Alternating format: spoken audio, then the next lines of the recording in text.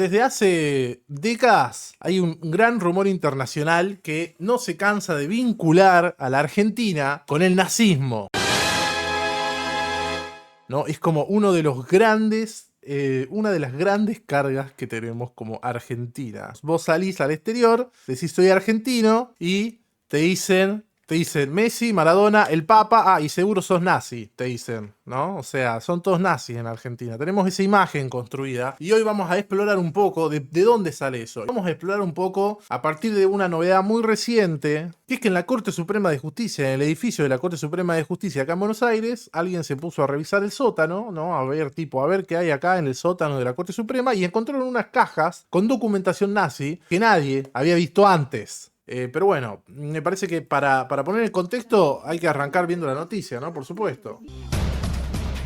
Altísimo impacto global, conmoción, difícil elegir el adjetivo de la Corte Suprema de Justicia de la República Argentina, de cajas y cajas y cajas de champán, por cierto, con documentación que nunca fue estudiada a fondo y que quedó archivada y que muestra, entre otras cosas, cómo había cartas de afiliación y carnet de afiliaciones del partido nazi por parte de la Argentina, lo que se sospecha que eran pasaportes, hasta documentos que se cree que estaban firmados por el mismo Adolf Hitler, todo en el marco de un país que esto es 1941. Porque, o sea, lo que más me interesa son las imágenes, ¿no? Estas son las imágenes del hallazgo, ¿no? O sea, básicamente alguien se puso a abrir cajas en el sótano de la Corte Suprema y encontraron documentación nazi. Documentación nazi que ahora vamos a ver el origen, o sea, tiene toda una historia rarísima de cómo llegó esa documentación al sótano de la Corte Suprema. Pero esto, viste, pasaportes nazis, papelería nazi, aparentemente propaganda también nazi, papeles de propaganda nazi. Hay un primer punto en esto que a mí me parece muy importante hacer. Porque siempre cuando ahí las están abriendo, me da mucha gracia que las abran y usen barbijo, tipo, uy, no vaya a ser que nos contagiemos un virus nazi que estaba ahí, ¿no? Oculto desde tiempos inmemoriales. Hay una primera cosa que a mí me parece importante de esto, porque cuando pasan estas cosas, a ver, en este país, digo, vamos a empezar diciendo la verdad, acá tanto alguien abre una caja y se encuentra con cosas nazis.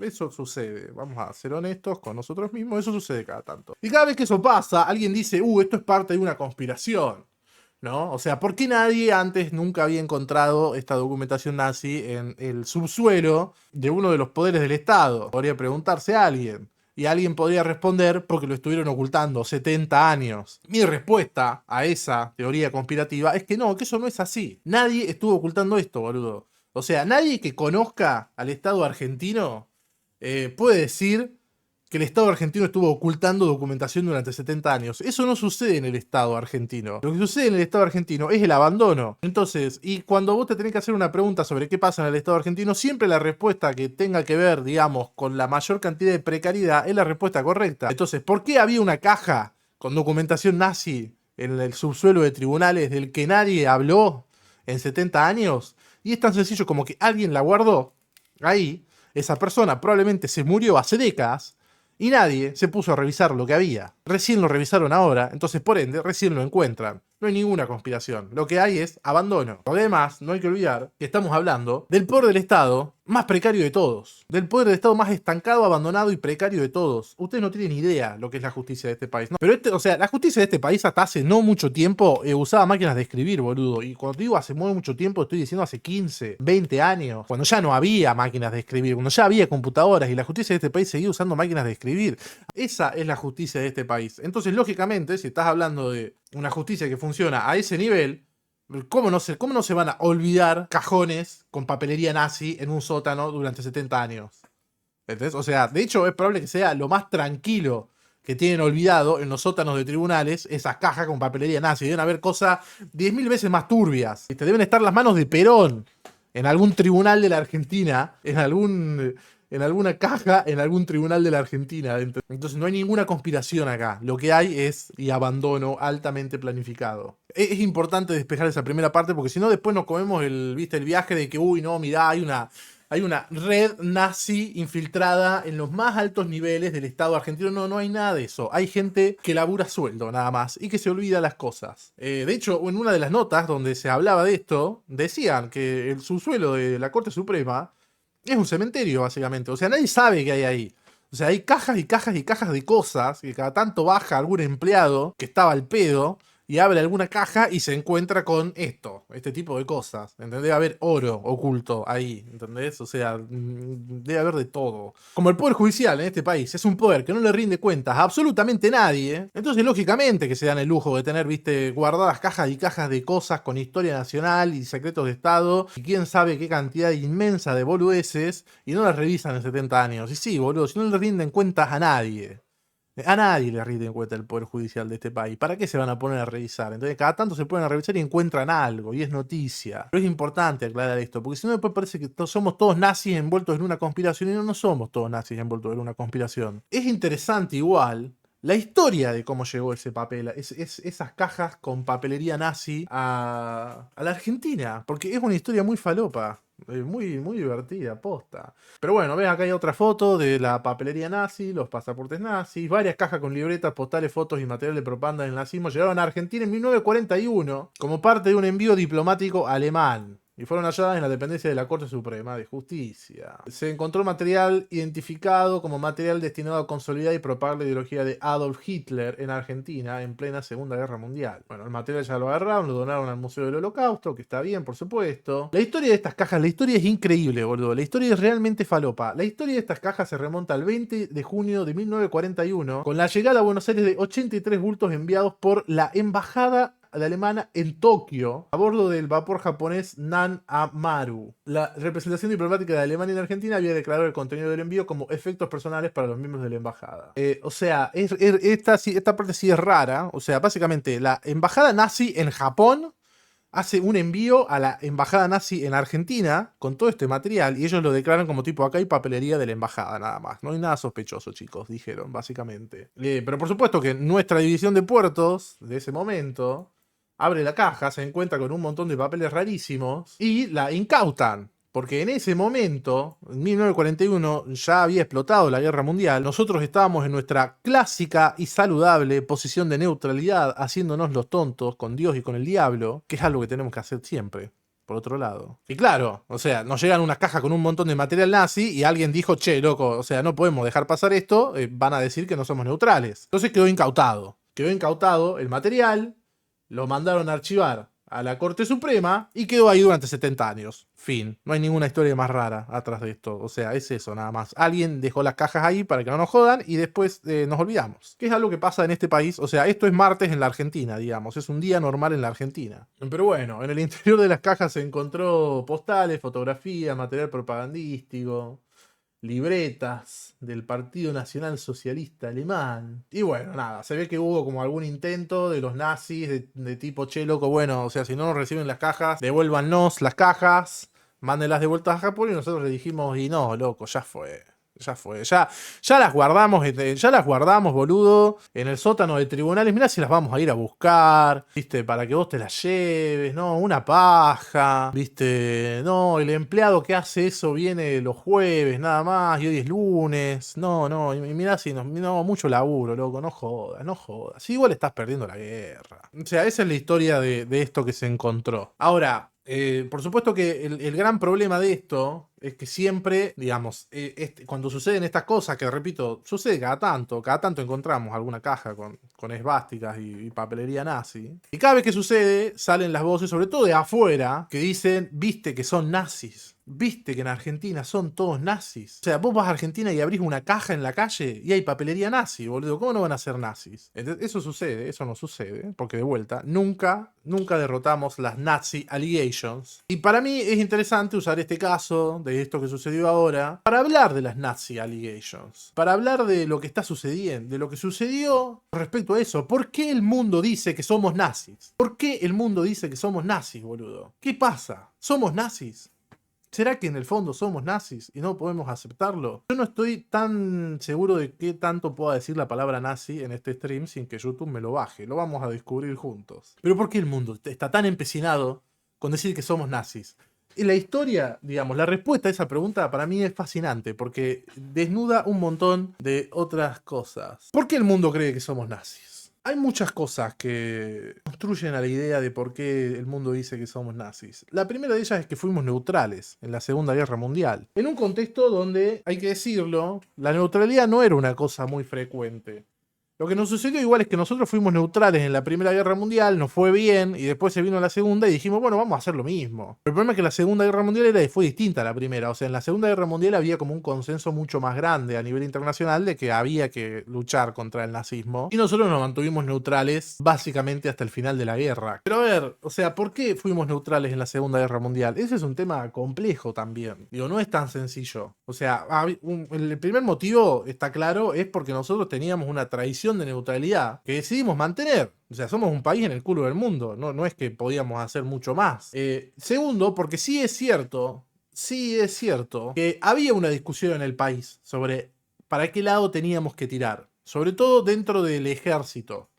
O sea, hay que hablar ahí, nosotros estamos en un contexto, en 1941 estábamos saliendo. Estaba terminando la década infame, veníamos de gobiernos pseudo-militares, nacionalistas, conservadores, que hacían fraude o que se mantenían en el poder gracias a un fraude muy bien organizado. Y nuestros militares tenían un debate grande. O sea, había facciones más pro-nazis, por llamarlas de alguna manera, y había facciones más aliadófilas. Nunca llegaron a ponerse del todo de acuerdo sobre qué era lo que tenía que hacer Argentina en la guerra. Como no se ponían de acuerdo, entonces, o sea, el consenso era la neutralidad. Era tipo, bueno, no hagamos nada. O sea, lo que nos conviene es no hacer nada. Y claro, ve, acá está. Recién el 27 de marzo, un día antes de mi cumpleaños, pero 70 años antes de mi cumpleaños, recién el 27 de marzo de 1945 le declaramos la guerra a Alemania. O sea, realmente llegamos a la fiesta al último, digamos. Son muchos los factores que explican nuestra neutralidad. Uno era ese, que la neutralidad ya era una política de Estado consolidada. O sea, ya la habíamos mantenido durante la Primera Guerra Mundial. Nos fue bien, se vino la Segunda y dijimos, bueno, no vamos a cambiar ahora de barco. Otro tema era que nosotros en ese momento teníamos nosotros desde fines del siglo XIX a mediados del siglo XX tuvimos un problema muy heavy con Estados Unidos. Ese es un tema interesante para tratar en algún momento, pero teníamos una rivalidad muy grande con Estados Unidos. Y Estados Unidos tenía una rivalidad muy grande con nosotros, porque Estados Unidos y nosotros éramos dos países que en ese momento nos parecíamos bastante en algunas cosas. Estoy diciendo una falopea total igual, habría que chequearlo. Pero había como ciertos elementos en común que hacían que tengamos una rivalidad. Nosotros no los queríamos a los yanquis, los considerábamos ordinarios. Nosotros nos mirábamos más en el espejo de Europa y los veíamos a los yanquis y los considerábamos ordinarios. Y los yanquis nos veían a nosotros y no entendían muy bien por qué nos parecíamos tanto a ellos, pero al mismo tiempo no, por qué los despreciábamos. Nosotros tuvimos un par de episodios diplomáticos con los yanquis a fines y principios de siglo muy complejos y muy divertidos. O sea, los yanquis organizaban cumbres y nosotros les confirmábamos la asistencia y después no íbamos, o hacíamos contracumbres. Entonces les hacíamos ese tipo de cosas. Ese sentimiento de desprecio que teníamos con los yanquis también jugó. No vamos a jugar en esta guerra con los yanquis, que los odiamos. Los odiábamos y ellos nos odiaban a nosotros. Entonces todas esas cosas explicaron que nosotros nos mantengamos en una situación de neutralidad. Hay que decir igual que nosotros nos mantuvimos en una situación de neutralidad, pero nosotros también nos ayudamos un montón a los aliados por debajo de la mesa. Digamos, nuestra neutralidad nos permitió ayudar a los aliados por debajo de la mesa un montón. Nosotros le enviamos comida a rolete a Inglaterra y lo pudimos hacer solamente porque éramos neutrales, y como éramos neutrales, los alemanes no nos bajaban nuestros barcos en el océano Atlántico. Pero eso no se acuerdan ellos igual. Ellos se acuerdan solamente de que fuimos neutrales y que entonces como éramos neutrales jugábamos para los nazis. No, en realidad jugábamos con ellos. Con los nazis no teníamos, digamos. O sea, sí es cierto que había como había vínculos entre determinados elementos del Estado y el ejército argentino con la Alemania nazi. Los hubo, y esos vínculos explicaban, entre otras cosas, esto, ¿no? O sea, el famoso acto en el Luna Park plagado de nazis. Esto fue en 1938. Se hicieron 3 actos de estos en el Luna Park, leí hoy. Bueno, también estaba este mapa, a nosotros nos cagó la vida. Esto es un mapa que se le filtró a los nazis en algún momento, acá sale, en 1941. Era un mapa de qué era lo que los nazis querían hacer con la América Latina si ganaban la guerra mundial. Y claro, es un mapa donde es como que los nazis admiten que nos iban a regalar básicamente Uruguay y Paraguay y la mitad de Bolivia y un pedacito acá de Chile. Y claro, o sea, hay que decir que hay un punto que los yanquis veían estas cosas y decían, y sí, claro, estos son renazis, ¿no? O sea, encontrás un mapa de los nazis, donde dicen que si ganan la guerra nos van a regalar la mitad del continente, y bueno, sí, un poquito dudás. Un poquito dudás. Más allá de eso, o sea, es real que nosotros tuvimos una discusión nacional muy fuerte con respecto a qué hacer en la Segunda Guerra Mundial, y terminó en que le declaramos la guerra a Alemania cuando Alemania ya estaba en el piso, digamos. O sea, esperamos al último momento para decir sí, de una, no somos nazis. Pero bueno, nada, por supuesto ahí después, o sea, todo ese proceso también se mezcla con el nacimiento del peronismo. Hubo una campaña bastante fuerte, propulsada por la embajada yanqui en ese momento, por el embajador yanqui, Braden, para vincular al naciente peronismo y a Perón, que estaba surgiendo como figura política, con el nazismo. Eso, digamos, eso también sucedió, o sea, también estuvo como esa coincidencia histórica. Ahí hay una cosa que a mí me parece, digamos, importante al respecto de esto, que esto es un dato que no muchos tienen, pero cuando Perón está por acceder a la presidencia, cuando se hace la campaña de 1945, ya había terminado la guerra en ese momento, la embajada yanqui saca esto, o sea, saca este librito, el Blue Book on Argentina, el libro azul sobre Argentina, que es un librito que la embajada yanqui saca y distribuye acá, y distribuye sobre todo en el resto de América Latina. Y era un librito de 120 páginas donde básicamente nos acusaban de ser nazis. Digamos, era un libro que había sido elaborado por Braden, por el embajador yanqui en Argentina, donde básicamente el gobierno de los Estados Unidos nos acusaba oficialmente de ser nazis. Y es de este librito. Este librito fue la primera operación a gran escala para vincular a nuestro país con el nazismo. Este librito fue la primera operación a gran escala para vincular a nuestro país con el nazismo. El libro de la embajada yanqui se lo mandó a todos los países del continente y creo que también a algunos países de Europa. Y nada, es un libro donde posta, o sea, los chabones dicen los argentinos son todos nazis. Y sobre todo Perón es nazi. O sea, específicamente Perón es nazi, los argentinos son todos nazis, pero específicamente Perón es el más nazi de todos. Y este librito es básicamente la semilla que empiece a instalar el relato a nivel internacional de que la Argentina es nazi. Por supuesto, un librito que tenía muchas boludeces, muchas mentiras, muchas cosas que son incorrectas. Y de hecho, o sea, para contrarrestar esto, Perón saca su libro azul y blanco, que era literalmente una contestación del general Perón al libro azul de Braden, del Departamento de Estados de los Estados Unidos. Que es un libro que Perón hace diciendo literalmente no somos nazis, ¿ok? Por favor. Acá alguien podría venir y decir, pero Nacho, es cierto que en Argentina se refugiaron muchos criminales de guerra nazis. Y es cierto, o sea, si alguien me lo dice, sí, tiene razón. En Argentina se refugiaron un par de criminales de guerra nazis bastante importantes. No, bueno, acá está, encontré una nota de Infobae que básicamente los enlista. Enlista a todos los nazis que recibimos. Adolf Eichmann, uno de los diseñadores de la solución final, un genocida básicamente. Este Adolf Eichmann tiene una historia muy interesante que algún día la podemos tratar más en profundidad. Nada, es un chabón que estuvo acá refugiado en Argentina bastante tiempo, hasta que en los 70, si no me equivoco, los detecta el Mossad, lo detecta el servicio de inteligencia israelí, y hacen toda una operación en encubierto para venir acá y llevárselo a escondidas de Argentina. Hay una película que no está tan buena respecto de eso, no me acuerdo cómo se llama, pero lo único que me acuerdo es que el protagonista, uno de los protagonistas, el que hace del hijo del nazi, es nada más y nada menos que Joe Alwyn, el ex de Taylor Swift, que muchos han dicho que era nazi, y la verdad que literalmente hizo de un nazi en el cine, así que algo había. Pero bueno, Eichmann estuvo refugiado acá, Joseph Mengele estuvo también un rato acá, y después, si no me equivoco, se fue a Bolivia o a Paraguay, anduvo por otros lugares, otros que no vamos a mencionar. O sea, es real, es una verdad histórica que hubo militares nazis o criminales de guerra nazis refugiados en Argentina. Como también es cierto, o sea, digo, por eso alguien podría venir y decir, pero Nacho, o sea, tuviste militares refugiados nazis en Argentina, no sos nazi. La respuesta a eso es, boludo, todos los países tuvieron militares nazis refugiados en sus países, ¿entendés? No es que nosotros fuimos los únicos que recibimos nazis en nuestro país después de la Segunda Guerra Mundial. O sea, porque acá lo que pasa también es que uno pierde la magnitud de lo que era la Alemania nazi. O sea, era un estado entero, con un ejército, con fuerzas paramilitares, con un montón de cosas. Entonces, cuando ellos pierden la Segunda Guerra Mundial, digamos, a mucha de esa gente la encarcelan y la matan, y la juzgan y la matan, y muchos otros se fueron.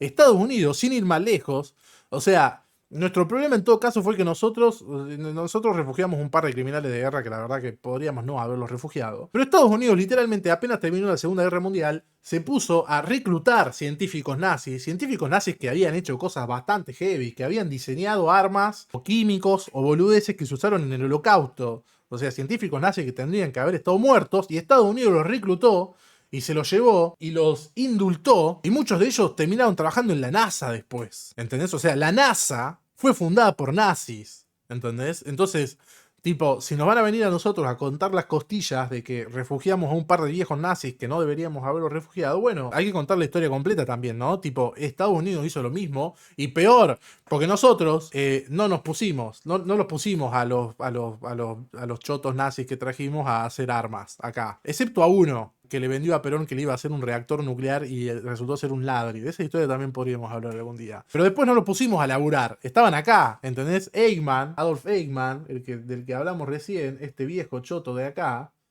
lo pusimos a laburar en una planta de que fabricaba autos, ¿entendés? O sea, no lo pusimos a fabricar armas. Podríamos haberlo puesto a fabricar armas, pero no lo hicimos. Los yanquis lo pusieron a fabricar armas. Entonces, digo, el que no haya refugiado a un nazi, que tire la primera piedra, loco. Sino, ¿qué es esto? El problema, a fin de cuentas, de todo esto es creer que la historia es sencilla y fácil de entender y todos son buenos y malos. Por supuesto que los nazis eran los malos, eso es indiscutible, ¿viste? Pero acusar a Argentina, acusarnos a nosotros de haber sido un paraíso nazi, no, es estúpido. Es estúpido, es históricamente incorrecto. Y sobre todo es históricamente injusto, porque vuelvo a reiterar, o sea, el mismo país que nos acusó a nosotros de refugiar nazis, refugió 10 veces más nazis que nosotros. Y además los refugió y los puso a hacer armas. Nosotros no hicimos eso. Podríamos haberlo hecho, pero no lo hicimos porque somos pelotudos. Pero ellos lo hicieron. Entonces, que esos mismos nos digan a nosotros que nosotros somos nazis es de mínima un poco cuestionable. Y además, o sea, está esta cosa de vincular al peronismo con el nazismo, que es una relación fácil de hacer, ¿no? Porque está bien, sí, Perón, viste, era militar y todas esas cuestiones. Eso también es injusto. Argentina fue el primer país de América Latina en reconocer al Estado de Israel después de la Segunda Guerra Mundial.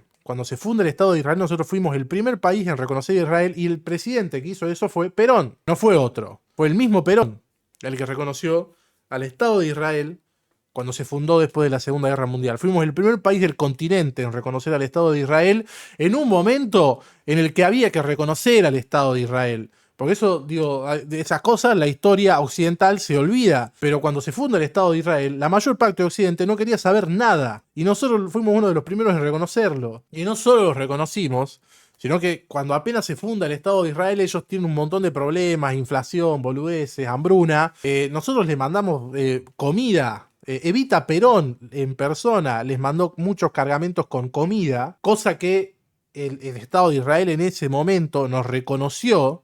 Y de hecho, hasta hace no mucho tiempo, en Tel Aviv, en la que solía ser la capital de Israel, había una placita, si no me equivoco, llamada Juan Domingo Perón, porque estaban agradecidos, porque los reconocimos, fuimos de los primeros en reconocerlos, y además les dimos una mano cuando nadie más les daba una mano. Entonces, viste, vincular al peronismo con el nazismo es olvidarse también de esa parte de la historia. El peronismo fue una cosa muy compleja, y entre todas las cosas complejas que hizo, una fue esa. Le dimos una mano a Israel en un momento donde nadie más le estaba dando una mano, ¿viste? Y después sí, refugiamos un par de nazis. Eso es cierto. Ahora también lo hicieron todos los otros. Y nadie le dice nada a los otros, ¿viste? La historia del reactor nuclear es buenísima, Nacho. Sí, algún día vamos a hablar de la historia del reactor nuclear. Esa es una historia muy buena. Pero si quieren que haga un video hablando de la historia de los reactores nucleares en Argentina, dejen un comentario que diga reactores nucleares en Argentina. Y no se olviden de suscribirse ya que estamos. A pesar de que cada tanto encontremos alguna caja con documentación nazi perdida por ahí, no somos nazis, loco. Somos buena gente.